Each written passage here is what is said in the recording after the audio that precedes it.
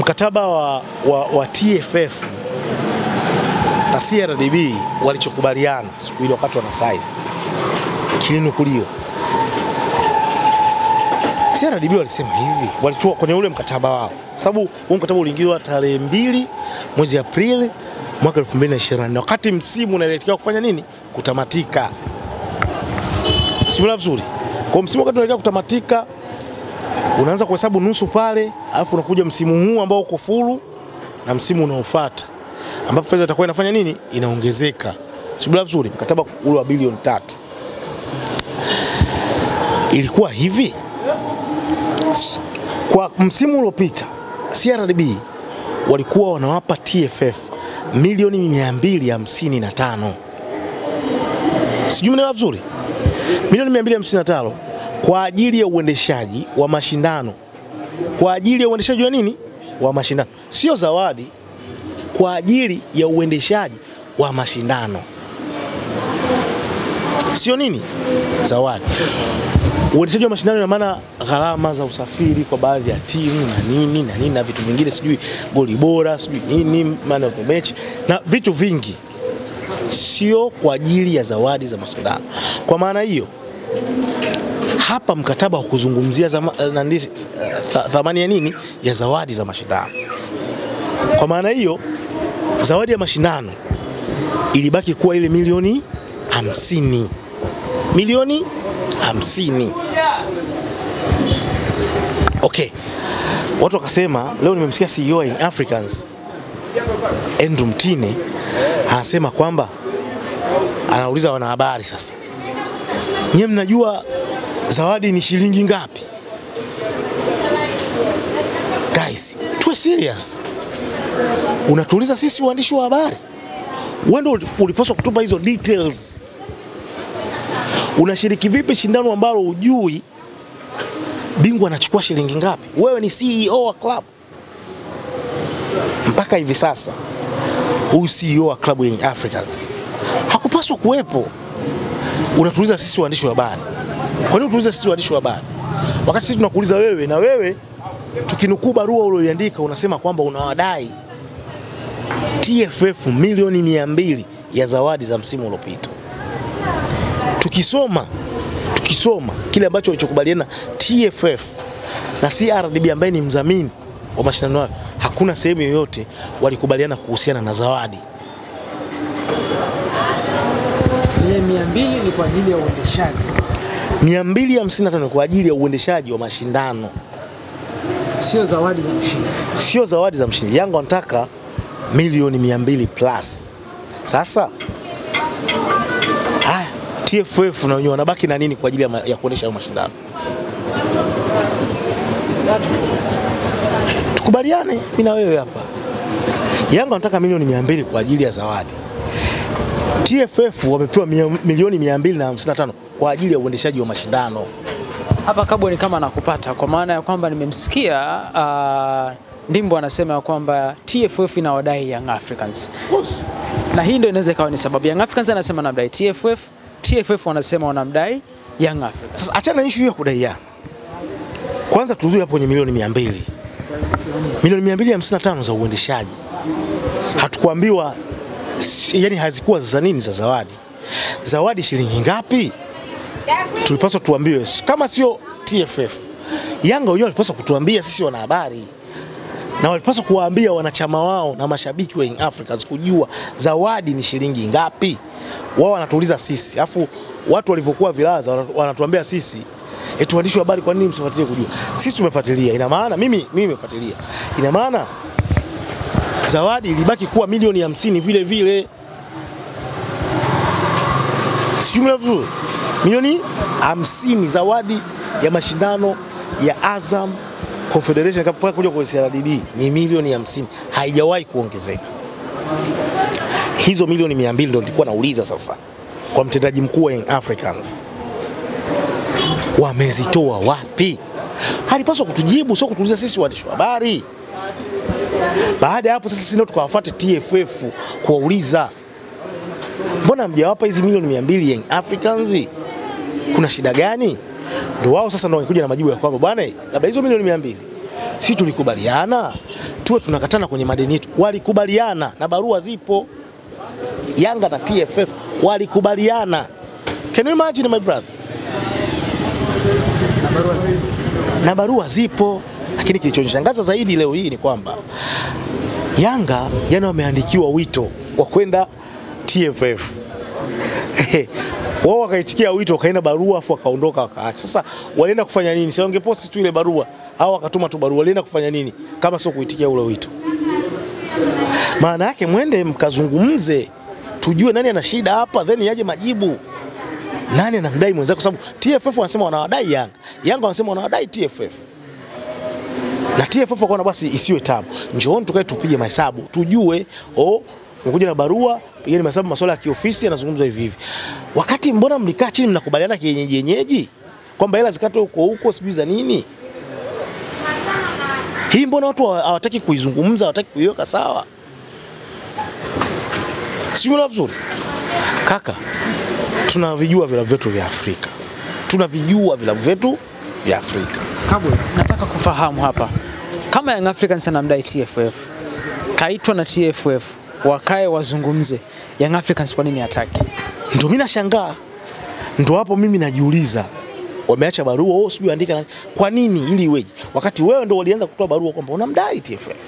TFF wakakujibu sisi wana tumefanya hivi kwa sababu ya hichi na hichi na hichi, wakatoa. Wakaja tena na barua nyingi. Kwa hiyo angeendelea kujibishana tu mitandaoni. Ndio maana nikakwambia hata hivi vilabu vina viongozi wa hovyo sana. Na mimi sikufichi kwenye hili. Wao mashabiki wa Yanga si wanaamini kwamba TFF na bodi ya ligi baadhi ya viongozi wanapaswa kujiuzuru. Wangeanza kwanza na timu yao. Kuna shida kubwa sana kwenye uongozi wa Young Africans. Mimi naamini 100%. Sio tu TFF na bodi ya ligi, hata Yanga wenyewe wana shida ya uongozi. Kama nyinyi mnasema mnawadai watu na watu wanathibitisha kwamba mlikubaliana wawalipe. Can you imagine my bro? Mlikubaliana wawakate kwenye madeni yenu na wakafanya hivyo. Nyinyi mnasema hapana, tulikubaliana hichi na hichi, mkate hivi na hivi na hivi na hivi. Alafu baadaye wanaita bwana sisi tulifanya hivi na hivi, nchooni basi tupigane mahesabu na kadhalika. Hii mnafika bla bla, tuwasiliane taasisi. Sasa mlisema ili iweje? Mbona kwanza mara ya kwanza wakati mnaingia hayo makubaliano hamkutushirikisha? Lakini kama haitoshi, ukitaka kujua kwamba Yanga kuna shida kwenye neno pia la uongozi wao, wanadai hela ya msimu uliopita. Uongo kweli? Wanadai hela ya msimu? Lakini barua ya jana iliyopostiwa, Young Africans wanasema hawajalipwa fedha ya misimu mingapi? 3. Ila sasa hivi wanadai hela ya msimu uliopita ndio wacheze finali ya CRDB Confederation Cup. Wao wani kuna shida? Ikiwa nyinyi mnadai hela ya misimu 3, kwa nini mnaomba hela ya msimu mmoja? Kwa nini msiombe hela zote za misimu 3? Kuna shida gani? Ina maana kulikuwa kuna makubaliano kati yenu nyinyi na wao kuhusiana na masuala ya madeni. Ndio maana hizi zingine mnaona kumbe walikata nini basi. Ndio maana tuchukue basi hii. Wewe uone kuna shida hapo? Waache siasa. Tutazungumza siasa mpaka kuna kucha. Ukitaka tuendelee kuongea masuala ya siasa za kipuuzi, tutazungumza kwa sababu hizi siasa ni siasa za majitaka. Yaani kuwatia ubaya wenzako. Kaka, kuna kitu kibaya kama kuwatia ubaya wenzako alafu wewe kujifanya ni msafi wakati pia na wewe ni mchafu. Ndicho ninachokiona hapa. Yaani viongozi wa Yanga wanajifanya kwa sababu wao wana mtaji wa mashabiki wengi, wana nguvu, na mashabiki wao hata wakiambiwa ukweli hawataki kusikia. Wao ni kutukana tu ovyo ovyo. Wanatumia hiyo advantage ya kuwapaka matope bodi ya ligi na TFF. Yes, inawezekana wana matatizo yao bodi ya ligi na TFF. Lakini sio kutumia wewe mtaji uliokuwa nao mashabiki kuwapakeza wale ubaya. Hata wewe mwenyewe pia una matatizo yako. Sijui umenielewa vizuri. Sasa hii series ifikirie imetoka kwenye dabi, watu mara mbuzi kasi, mara sijui nini, kuja mpaka kwenye madeni ya TFF hatuchezi. Wana shida gani? Mnataka nini? Simula vizuri. Conclusion ni kwamba Yanga ni miongoni mwa timu zilizolelewa vibaya kwenye nchi yetu, pamoja na Simba, japo Simba msimu huu wanaonekana wamepunguza, lakini timu ambazo ni timu ambayo imelelewa nini? Imelelewa vibaya. Wanaamini wana nguvu kuliko hata mamlaka, wanaamini wakipusha ajenda zao zitaenda na wale viongozi wataingia kwenye matatizo, na mwisho wa siku kile ambacho wanachokitaka kitafanikiwa. Hii ni mbaya sana kwenye mpira wetu, na ndio maana mimi nikasema hii yote ni kwa sababu TFF na bodi ya ligi wamekosa viongozi imara wenye meno, kitu ambacho pia nawaelewa hata wao, kwa sababu hivi vilabu pia vina influence kubwa ya wanasiasa wenye nguvu, viongozi wenye nguvu ambao kuna muda wanaingilia mpaka maamuzi ya viongozi, ambao mwisho wa siku hao viongozi inawezekana wanaogopa kufanya baadhi ya maamuzi kwa sababu ya nguvu ya Simba na Yanga, kutokana na viongozi waliokuwa nao wakubwa kisiasa. Hii haiwezi kuwa fair. Ndio maana kuna muda mimi nawaonea huruma sana viongozi wa TFF na bodi ya ligi. Kwa mfano siku ambayo yule Milinde Mahona ambaye alikuwa ni meneja wa uwanja wa Benjamin Mkapa alipigiwa simu na yule kiongozi mkubwa, usifungue geti. Wewe ndio Milinde Mahona, unafungua geti? Sasa vaa viatu vya bodi ya ligi, labda TFF wanapigiwa simu kuhusiana na maamuzi kuhusiana na Simba na Yanga, wao wanafanyeje?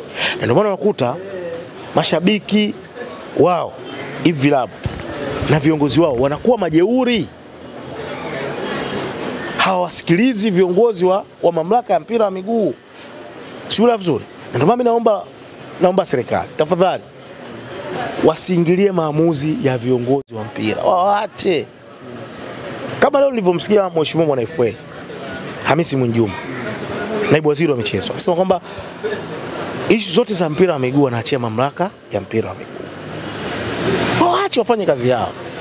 Kama ili sakata likiisha, unaiona sheria kusimama sasa na kuanza mwanzo mpya tofauti na ilivyokuwa zamani? Sina uhakika sana kama tunaweza tukabadilika au vipi, kwa sababu mpira wetu umejawa na kansa ya usimba na uyanga. Kila shabiki na kila kiongozi ambaye unamuona yupo kwenye mpira wa miguu, mpaka kwenye hivi vilabu vingine vyenye level ya kati, wao nao wameingiwa na kansa ya usimba na uyanga. Ndio maana unakuta timu hii ambayo iko kwenye ligi inashindana, lakini wapo radhi kuachia hawa wakubwa ili wao waweze kujinufaisha, hata wao wako radhi kushuka daraja kwa sababu tu ya huo ushabiki wa usimba na uyanga. Sio vizuri. Kwa hiyo kuwapata hao viongozi ambao wanaweza wakakaa kweli wakasimamia mawazo na mawazo yao kweli yakasikilizwa kabisa na yakasimama,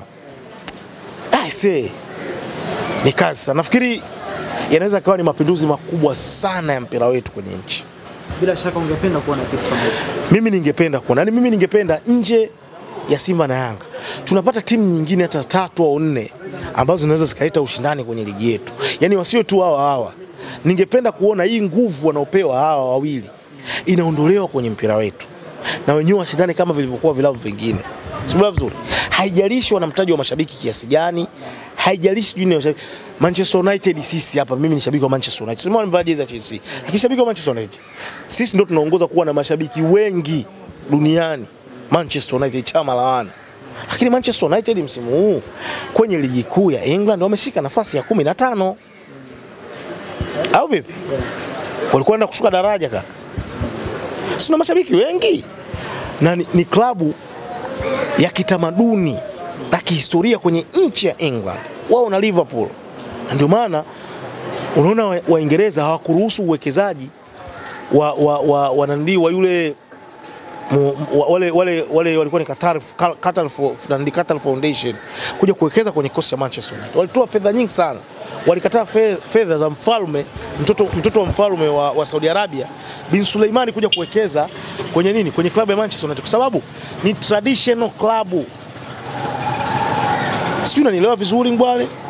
Lakini pamoja na yote hawaingilii masuala ya maamuzi ya viongozi wa mpira wa miguu. Ukishindwa wewe ushindwe uwanjani. Ukishuka daraja, shuka daraja wewe ukiwa uwanjani. Na iomba serikali waache kushurutisha viongozi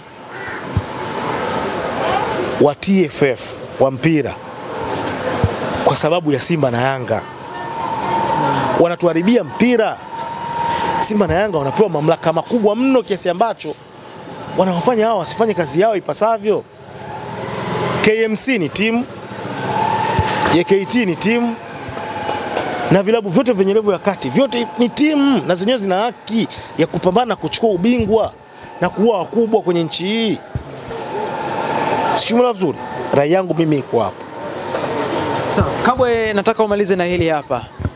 Ukiwa kama ni mtu wa football nchini Tanzania, unawashauri nini Young Africans na TFF na bodi ya ligi pengine hili sakata liweze kumalizika kwa ufupi zaidi? Mimi si shauri, ila natoa msimamo. Sijumla vizuri. Kitu pekee ambacho wanatakiwa kukifanya bodi ya ligi, kama kuna kipindi ambacho wanaweza kutengeneza heshima na historia ya kipekee, ni tarehe 15 kutenda haki. Ni fainali ya kombe la CRDB. Asiyekuja kama kawaida achukuliwa hatua. Tarehe 15 kama ilivyokuwa tarehe 8 ilikuwa ni siku ya kihistoria, ndio imekuja kutufungua kujua kwamba kumbe mpira wetu, kumbe kuna baadhi ya matukio yalikuwepo yanafanyika afu sisi hatujui. Watu walikuwa wanakopana na nini. Bora vizuri. Baadaye sasa wamekuja kushindana huko, ndio wameanza kugeukana hapa sasa hivi. Tulikuwa hatujui. Kumbe kuna kigogo alipiga simu. Simula vizuri. Kama ilivyokuwa tarehe 8, ile ni siku ya kihistoria. Hii Simba mimi nawapa maua yao. Simba wana play smart sana kwenye mambo yao. Watu waache unafiki, watu waseme ukweli. Simba wana play smart sana hivi sasa kwenye mambo yao. Hizi propaganda za kijinga, sasa hivi Simba ni kama vile wanaanza kuachana kujishughulisha nazo. Wana play smart mno. Baada ya pale tumejua haya masakata yote. Alafu tarehe 15 bodi ya ligi na TFF pamoja na finali ya CAF Confederation pamoja na finali ya kombe la TFF CRDB Confederation Cup ndio sehemu ya wao kutengeneza heshima. Na haya maamuzi ya tarehe 15 na finali ya kombe la TFF, nasisitiza tena serikali, please waacheni TFF na bodi ya ligi wafanye kazi yao. Kwa mimi sishauri, ili heshima iwepo kwenye mpira wa miguu, ni lazima kila kitu kilichopangwa kifanyike kama kilivyokuwa. Huo ndio uhalisia.